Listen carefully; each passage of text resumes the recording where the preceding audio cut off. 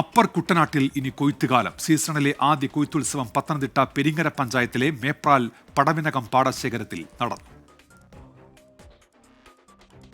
പുരാതന കാർഷിക പാരമ്പര്യത്തിന്റെ സ്മരണകളിലൂന്നിയാണ് പെരിങ്ങര പഞ്ചായത്തിലെ മേപ്രാൽ പടവിനകം ബി പാടശേഖരത്തിൽ കൊയ്ത്തുത്സവം സംഘടിപ്പിച്ചത്. 52 കർഷകർ 113 ഏക്കറിലാണ് ഇവിടെ കൃഷിയിറക്കിയത്. ജ്യോതി നെൽവിത്താണ് വിതച്ചത്.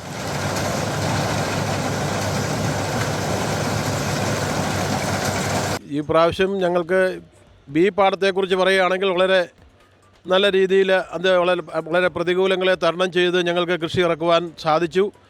അത് ഇത് ഒരു 5 ദിവസം കൊണ്ട് ഇവിടുത്തെ കൊയ്ത്ത് ഏറെക്കുറെ തീരും എന്നാണ് പ്രതീക്ഷിക്കുന്നത്.